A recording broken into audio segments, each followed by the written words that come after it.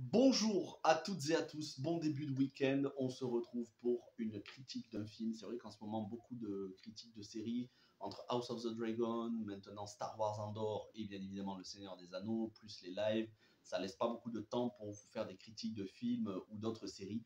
Et là, je voulais vraiment prendre le temps de vous parler de ce film. Alors, c'est la deuxième prise que je fais, parce que la première prise que j'ai fait, j'avais fait une critique qui durait 30 minutes, je me suis dit c'est trop long, les gens vont pas aller au bout de la vidéo. Cette critique va se dérouler en deux parties, une première partie sans spoilers et une deuxième partie où je vais spoiler, et non seulement je vais spoiler le film, mais je vais aussi parler de Don't Look Up et de Mélancolia. Donc pour la partie spoilers seulement, si vous n'avez pas vu ce film, il ne faudra pas rester. Et si vous n'avez pas vu Don't Look Up ou Mélancolia, il ne faudra pas rester non plus. Mais pour le moment, c'est la partie sans spoilers. Ne vous inquiétez pas, je ne vais rien vous révéler de plus que le synopsis officiel. Alors, quel est ce film? Ça s'appelle Silent Night. Il vient de sortir hier, dans l'indifférence la plus totale. Je regrette d'ailleurs, c'est un film qui aurait dû sortir au moins sur une grosse plateforme de SVOD pour avoir beaucoup de visibilité, sinon en salle. Mais en même temps, vu le thème du film, je peux comprendre et je ne suis pas sûr que le film aurait cartonné, ça aurait eu un succès confidentiel. Silent Night, le synopsis, et ensuite je vous parle du casting et des points forts du film. Silent Night, ou en français Joyeuse fin du monde, c'est le titre français. On va s'intéresser à un couple joué par Keira Knightley et Matthew Good, qui vont accueillir leurs amis d'enfance, leurs amis d'adolescence, leurs camarades de classe. Ils formaient tous une bande d'amis au lycée. Ils se connaissent depuis donc des décennies. Et ils vont les accueillir pour Noël. Le film se passe en Angleterre, dans la campagne anglaise. Et la mère de Keira Knightley dans le film leur a prêté l'énorme maison de campagne, une sorte de manoir avec plusieurs pièces, plein de chambres pour les invités. Donc ils vont faire Noël ensemble. Donc découpage de la dinde, les pommes de terre, le dessert, etc. Et ils vont passer toute la soirée à s'amuser, à se raconter des anecdotes, bref, de se remémorer le bon vieux temps.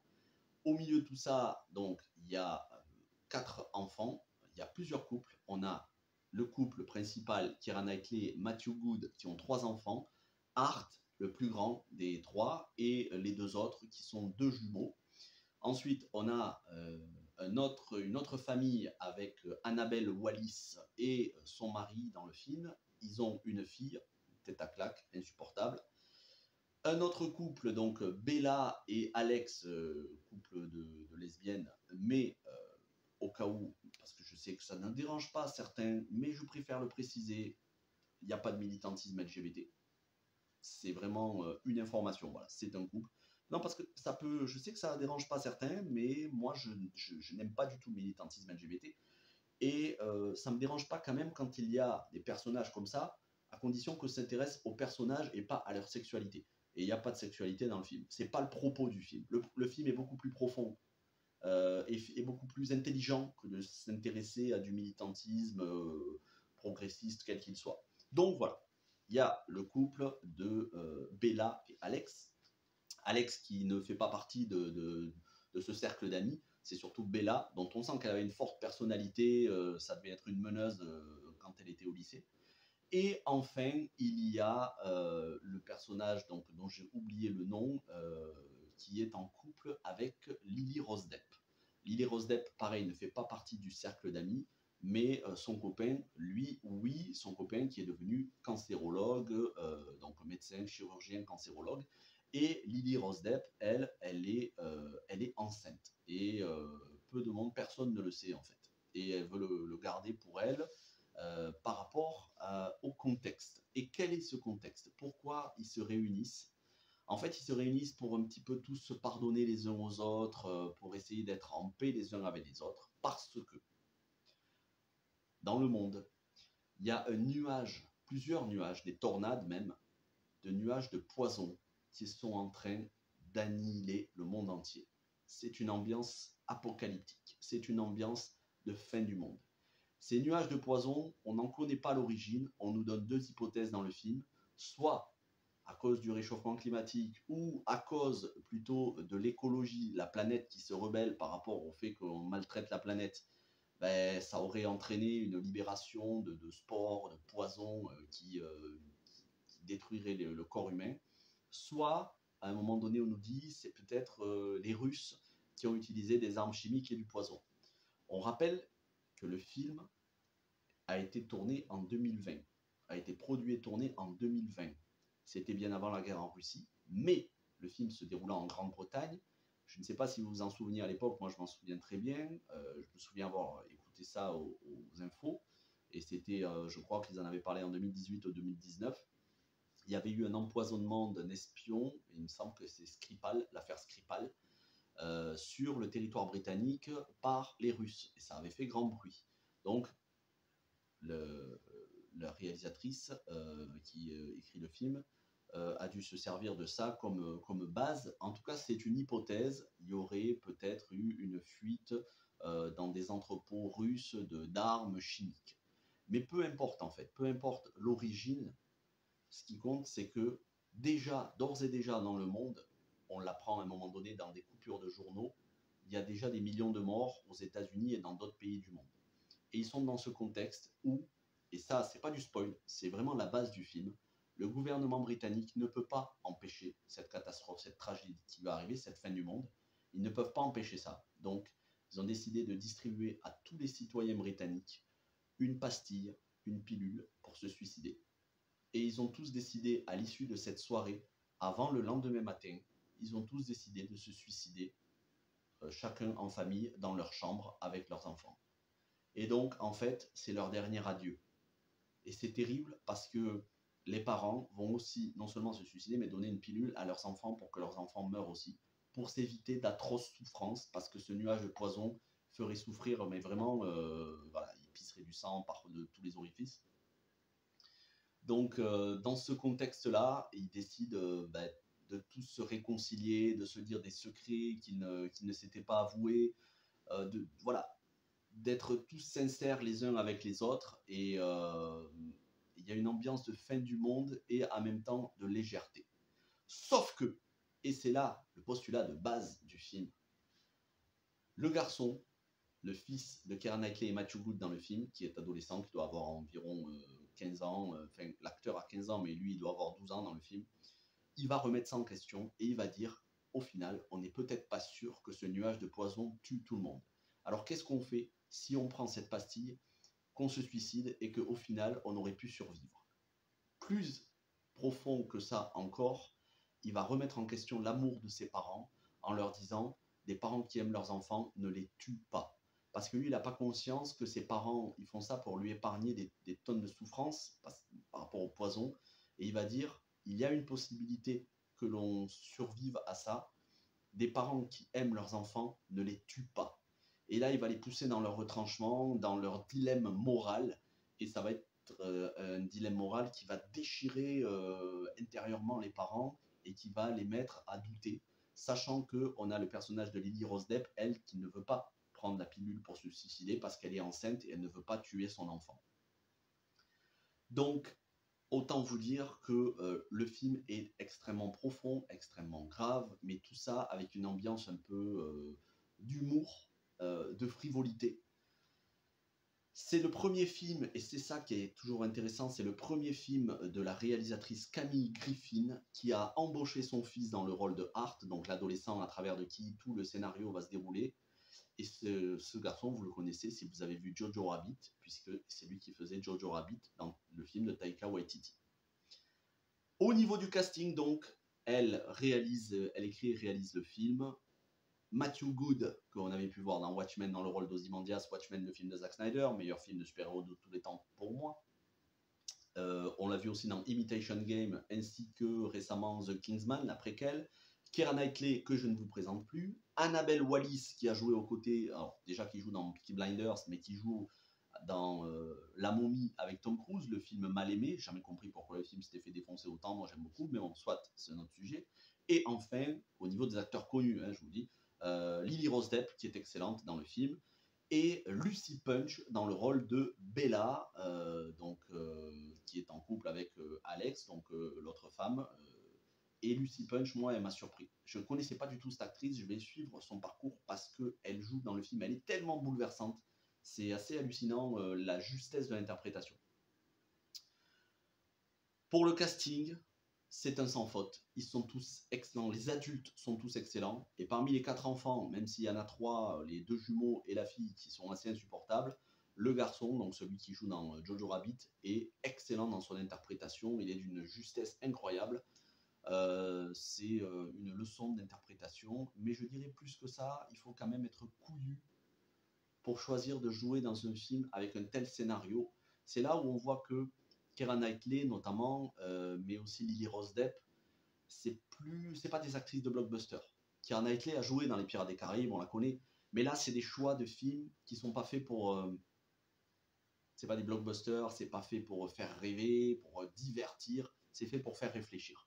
Lily Rose Depp d'ailleurs, je trouve qu'elle mène très très bien sa carrière, qui ressemble beaucoup au début de Johnny Depp et de Vanessa Paradis.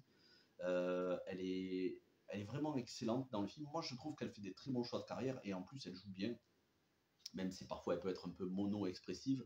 Mais voilà, elle est quand même au niveau de ses dialogues, voilà, elle est convaincante dans son jeu d'actrice.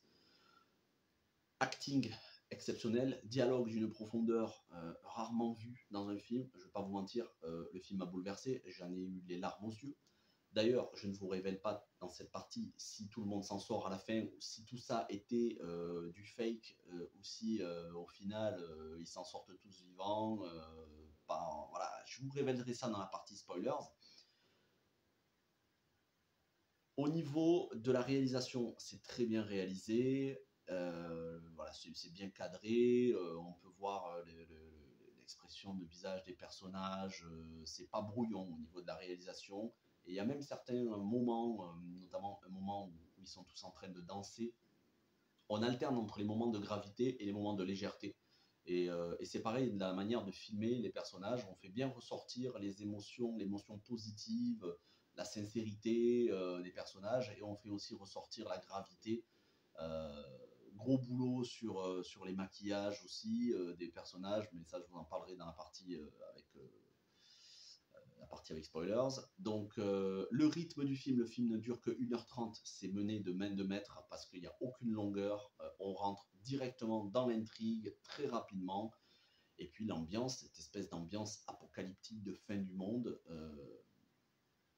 Dernier gros point positif, la bande originale, que ce soit la composition de Lorne Balfe. Lorne Balfe, vous connaissez, en ce moment il est en train de composer pour les Missions Impossibles 7 et 8, il a déjà composé pour Mission Impossible 6, il a été à l'école de Hans Zimmer, il a fait la bande originale de Terminator Genesis et beaucoup d'autres bandes originales récemment sur, je crois, une série dont j'ai parlé, mais je me souviens plus, je me demande si c'était pas Sans Limite, la série historique je crois que c'était ça, la série historique de Amazon sur Magellan dont je vous ai fait la critique. Bref, mais c'est pas seulement la composition musicale qui est excellente avec des moments de gravité, mais c'est aussi les choix de chansons. Vous avez Fame, cette fois-ci interprétée par Emma Kershaw au lieu d'Irene Cara, et je trouve que la version Emma Kershaw est meilleure. Mais vous avez du Boney M, du Sting et un autre morceau ultra connu dont j'ai oublié l'artiste. Les morceaux, les chansons sont brillamment choisis et s'adaptent parfaitement aux scènes et donnent une émotion aux scènes. Voir les gens danser en toute légèreté, en toute sincérité, retrouver leur âme d'enfant, sans penser à quoi que ce soit de négatif, les voir danser sur Fame, et ensuite regagner leur chambre pour aller se suicider en famille, c'est extrêmement chaud. Franchement, je pense que ce film va diviser. Il va y avoir d'un côté les gens comme moi qui ont adoré le film et d'autres qui vont le détester. C'est absolument pas un film à voir en famille. Et surtout, c'est pas un film à voir si vous n'avez pas le moral. Et si en ce moment vous êtes déprimé par rapport à l'actualité, c'est pas le film qu'il faut voir parce que le postulat, peu importe la fin du film, qu'elle soit positive ou pas, c'est pas un film très joyeux sur son postulat de base. Voilà, c'est quand même un suicide collectif. Je ne sais pas si vous imaginez, c'est un suicide collectif parce que les gouvernements n'ont pas trouvé de solution pour lutter contre ce nuage de poison qui envahit le monde, quoi. D'ailleurs, il y a des thèmes sociaux, c'est là où ça va encore plus loin, il y a des thèmes sociaux. Qu'est-ce qu'on fait des personnes sans domicile fixe et des migrants, puisqu'on apprend dans le film que eux, donc les SDF et les migrants, n'étant pas citoyens britanniques, ils n'ont pas reçu de pilule, il n'y en avait pas assez pour tout le monde. Ça veut dire qu'ils vont mourir dans d'atroces souffrances, empoisonnés. On nous dit que la reine, alors à ce moment-là, elle était vivante, repose en paix, la reine, elle est planquée dans son bunker, elle va survivre. Mais, et tout comme les membres du gouvernement ou les gens qui sont importants. Mais voilà, le peuple, et même des gens riches, hein, parce qu'ils ont l'air d'être quand même assez riches, ces couples, ils sont censés tous mourir et tous se suicider. Et ces pilules s'appellent Exit. Voilà. Euh, je pense que la réalisatrice a voulu faire passer un message sur l'euthanasie, la fin de vie. Après, j'en suis pas sûr, mais je pense. Je ne me prononcerai absolument pas sur ce sujet parce que c'est un sujet beaucoup trop complexe pour en parler. En plus, j'ai pas envie d'en parler. C'est pas le but de la chaîne d'en parler. Et, voilà, s'il y avait un film éventuellement sur ça, mais de toute façon, même s'il y avait un film sur ça, je suis pas sûr de vous parler de l'euthanasie parce que j'ai pas un point de vue tranché sur la question. Donc, je suis ni pour ni contre. Je suis neutre sur cette question-là. Mais je pense vraiment que le film sert aussi à faire réfléchir sur l'euthanasie.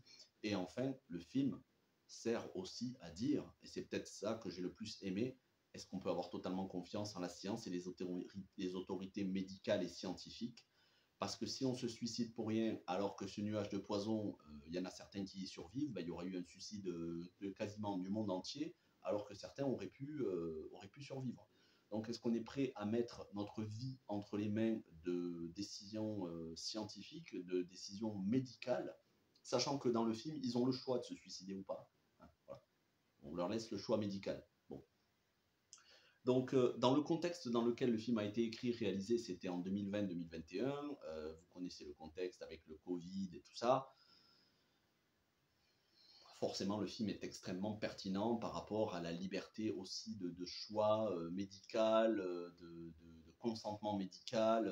On laisse la possibilité aux gens de mourir comme ils le veulent. Donc, pourtant, ce nuage de poison qui a envahi le monde entier fait des millions de morts. Hein. C'est pas le Covid avec le faible taux de mortalité. Même s'il y a eu des morts du Covid, le taux de mortalité était assez faible.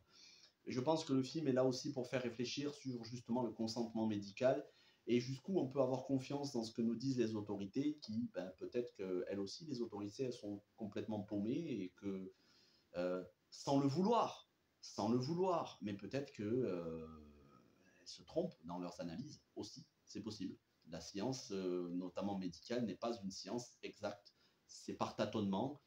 Et enfin, c'est au moment où les choses se précipitent dans le chaos et l'apocalypse, c'est à ce moment-là qu'on réalise qu'en fait, on est dépourvu de solutions. Parce qu'on le voit, hein, ils n'ont pas assez de pastilles à distribuer, mais en fait, c'est même pas un choix quand on y pense. Dire aux gens, soit vous allez mourir dans d'atroces souffrances, soit vous allez vous suicider, on vous offre le choix de vous suicider, c'est pas, vous voyez, alors qu'ils auraient pu enquêter, c'est quoi ce nuage de poison, c'est là où on voit que malgré toute notre technologie, malgré toutes nos connaissances scientifiques, médicales, en fait, quand il y a une catastrophe de grande ampleur, et en ce moment, vous savez ce qui se passe en Russie avec la menace nucléaire, quand il y a une catastrophe de grande ampleur, on est totalement désemparé. Hein. Et vous imaginez, s'il y avait une catastrophe nucléaire, ce n'est pas des pastilles d'iode qui vont changer quoi que ce soit. Bon. Donc, je vous dis, le film va diviser parce qu'il y a des gens qui vont trouver que c'est ultra pessimiste dans le propos, et il y en a d'autres comme moi qui vont adorer. D'ores et déjà, il fera partie de mon top 10, probablement de mon top 5 de l'année, à condition qu'il y ait d'autres films d'ici la fin de l'année qui me surprennent encore plus. Mais sinon, pour le moment, c'est mon numéro 1 de l'année. Jusqu'à présent, c'était Top Gun Maverick. Ça n'a absolument rien à voir, les deux films. C'est même pas comparable. Il y en a un, Top Gun Maverick, c'est un énorme blockbuster. Et celui-ci, c'est un film confidentiel, un film d'auteur. Mais comme ça m'a fait passer par toutes les émotions possibles, moi, je cherche pas un film qui soit parfait visuellement. Si c'est le cas, tant mieux. C'est pas forcément un blockbuster pour moi qui sera numéro 1 de mon top 10. Mais je vous le dis, ce film-là, pour moi, il est numéro 1. Pour l'instant, c'est le numéro 1 dans mon esprit. Voilà. On va s'arrêter là pour la partie sans spoilers, qui est quand même la partie, voilà, et la partie avec spoilers va pas durer longtemps. Si vous n'avez pas vu le film, je vous conseille de le découvrir. Il est sorti hier en DVD, Blu-ray, VOD. N'hésitez pas à liker, vous abonner, partager. On se donne rendez-vous demain soir, dimanche soir, 21 h pour le live sur épisode 5 de Le Seigneur des Anneaux, les Anneaux de Pouvoir, épisode 5. Avec mes invités, on va décrypter tout ça. Et sur ce, on va passer à la partie avec spoilers dans 3, 2, 1. Partie spoilers maintenant. Alors, à un moment donné, le gamin, il va faire réfléchir ses parents, il va leur dire « Ouais, vous m'aimez pas, en fait, moi je ne veux pas me suicider, c'est décidé, je ne prendrai pas la pilule. » Et il s'enfuit. Et là, il arrive au bout du chemin de campagne de la maison. Et il voit une voiture avec les phares qui sont allumés et il voit une famille à l'intérieur qui s'est suicidée, les parents, l'enfant, mais aussi le bébé. Et là, il va être choqué, mais il va être choqué. Et au même moment, le nuage de poison va arriver sur lui et il va aspirer tout le poison qu'il y a dans cette espèce de mini-tornade. Et là, il va tomber, il va crier un cri déchirant. Son père, Matthew Good, qui était en train de le chercher, de courir, il va le ramasser, ils vont le ramener sur le lit, dans la chambre, en train de convulser le gamin. Puis les convulsions vont se calmer. Et là, sa mère, Keira Knightley, va le prendre contre elle. Ils se sont tous dit au revoir avec les amis. Chacun sont rentrés dans leur chambre pour se suicider. Et elle le berce près de lui. À un moment donné, il est calme, hein, il ne bouge pas. Et elle lui dit c'est le moment de se réveiller pour prendre la pilule. Et là, elle voit que son gamin, il a saigné du nez, des oreilles, des yeux, de partout. Elle se dit il est mort. Donc ils décident de tous s'allonger, ils prennent tous leurs pilules, ils meurent, et au moment où ils sont morts, lui, il se réveille. C'est-à-dire qu'il a survécu au nuage de poison. Mais tous dans la maison, ils sont morts. En fait, c'est le seul survivant. Et probablement que ça doit être un des seuls survivants de toute la Grande-Bretagne, de toute l'Angleterre et du monde. Il doit y en avoir d'autres dans le monde, des gens qui étaient planqués dans des bunkers ou qui, comme lui, ont résisté, leur organisme a résisté au poison. Mais en fait, ils se sont suicidés trop tôt, les gens. Ils se sont suicidés avec une petite incertitude que peut-être ce nuage de poison ne les tuerait pas de manière sûre et certaine. Mais que si ça les tuait, ça les tuerait dans d'atroces souffrances.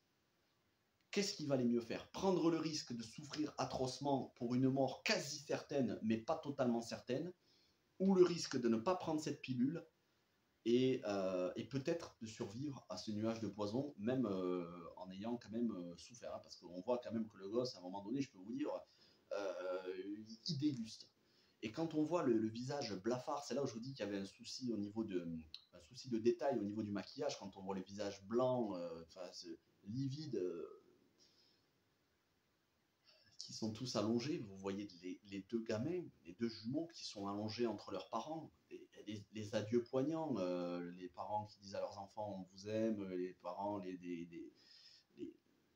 les gosses qui se disent entre eux je t'aime mon frère, je t'aime papa, je t'aime maman, les deux parents qui se disent on s'aimera pour toujours. Lily Rose Depp, qui avait décidé de ne pas prendre la pilule pour se suicider. Son compagnon, il avait dit moi je la prendrai parce qu'il est cancérologue, il en connaît un rayon sur la souffrance humaine. Finalement il dit bah, si tu prends pas la pilule, je la prends pas. Je mourrai dans les mêmes conditions que toi. Finalement elle décide de prendre la pilule pour lui épargner à lui des souffrances, donc elle décide elle aussi de prendre la pilule pour se suicider alors qu'elle voulait pas parce qu'elle était enceinte. Bah, si elle l'avait pas pris la pilule, elle aurait pu survivre, elle et son bébé. Et enfin Lucy Punch qui fait Bella.